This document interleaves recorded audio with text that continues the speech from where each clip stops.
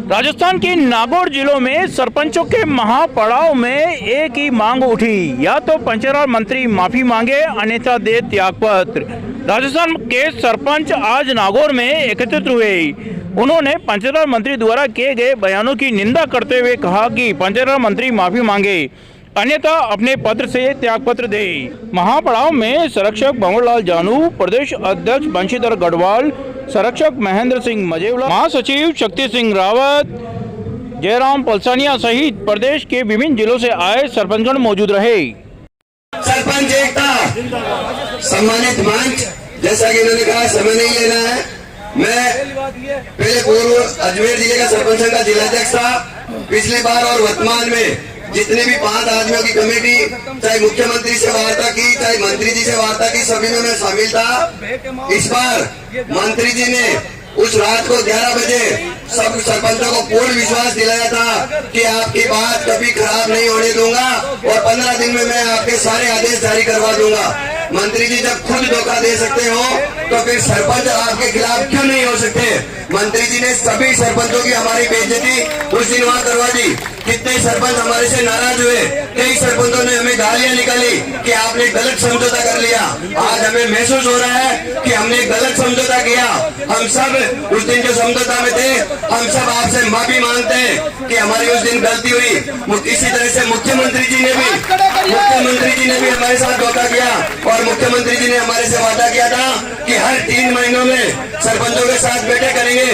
3 महीने छोड़ के मुख्यमंत्री जी 3 साल में आप हमारे साथ बैठक नहीं कर सके। ऐसे मुख्यमंत्री हमें नहीं चाहिए। इसके अलावा अभी जांच की बात यादव जी कर रहे थे, मैं आपको कहना चाहता हूँ जातों से कुछ नहीं होता। राज बदलते इन्होंने मेरी जांचें कराई, एक गांव की जांचें कराई, एक काम की जांचें कराई और तो और सारे उसमें कुछ नहीं मिला तो लास्ट में मेरे गांव को पंचायत से निकाल के 7 किलोमीटर दूर पंचायत में शामिल कर दिया। लेकिन जनता जनार्दन साथ ही मेरी मिसेज का मुझे पता चल गया कि ये गांव को निकालेंगे। मैंने मेरी पत्नी का नाम उस पंचायत में ऐड करवा दिया। आज मैं दूसरी पंचायत का हूँ, मेरी पत्नी दूसरी पंचायत की है और मेरी पत्नी सरपंच बन के दिखाती और उस जनता ने जवाब दे दिया इस सरकार को।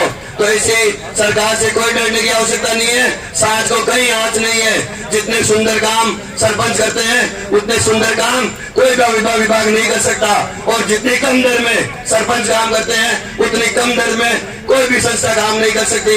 आज मंत्री जी कह रहे हैं जो खुद SC/ST से बिलोंग करते हैं, आज सरपंचों ने कितनी मेहनत से उन ST/ST के परिवारों के पशु आश्रय स्थल बना दिए।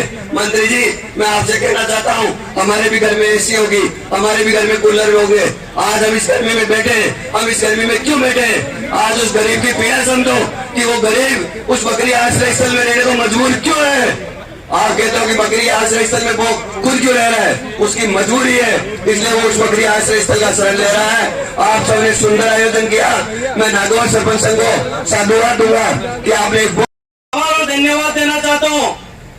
सभी भाइयों से मैं आग्रह करना चाहता हूँ कि सरकार ने हमें तुगलकी आदेश निकालकर हमारे सरपंचों के मान और सम्मान को ठेस पहुंचाने का जो कार्य किया है हम कतई बर्दाश्त नहीं करेंगे। क्योंकि जिस प्रकार मंत्री महोदय ने इस नागौर की धरा पे आके और जिस प्रकार सरपंचों को ठेस पहुंचाई, मैं इस मंच के माध्यम से और प्रदेश संगठन के नाते मैं निंदा करता हूं, पारित करता हूं।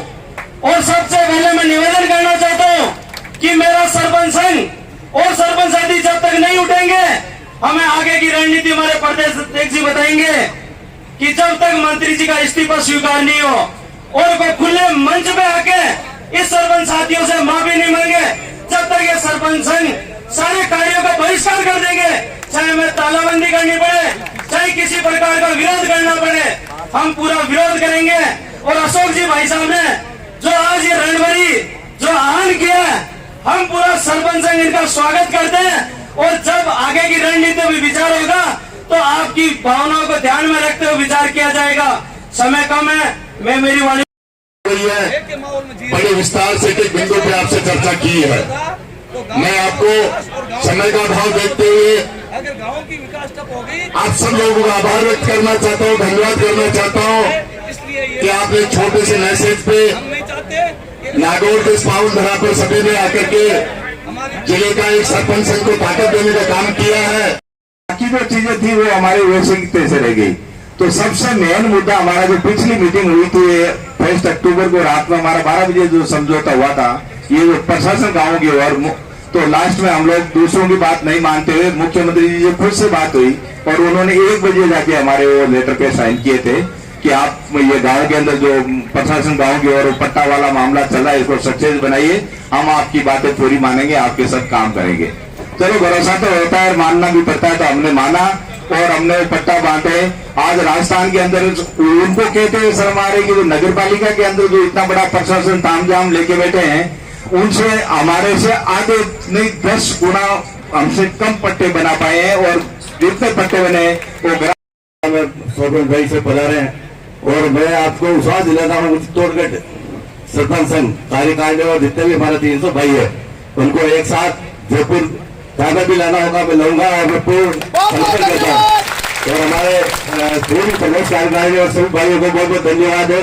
और अपने को स्वाभिमान की लड़ी है, अपना सरपंच एक मुखिया होता है गांव का, ठीक है, और अपने को जनता ने मिलकर जो ताकत दी है और अपन ने मिलकर पूरी सरकार बनी है, तो अपन अपने को पहचानने की जरूरत है। अपनी क्षमता कितनी है पे आकर मुझे बहुत खुशी हो रही है, लेकिन जिस पर्पज से हम आए हैं यहाँ वो पर्पज उचित नहीं लग रहा। हमारे सरपंच भाइयों की बेइज्जती का एक सवाल सा बन गया है। सरपंचों को डमरू बना दिया है सबने। कभी मंत्री जी कुछ बोल जाते हैं, कभी संबंधित विभागों के अधिकारी हमारे पीछे लगे रहते हैं बेवजह, जबकि अगर सरपंच जो कड़ी है इस प्रशासन की, सरपंच एक दूर दराज में स्थित थानी तक भी पहुंच रखता है अपनी, और सरकार बनाने की और बिगाड़ने की शक्ति रखता है अपने पास, और उसी को उपेक्षित समझा जा रहा है।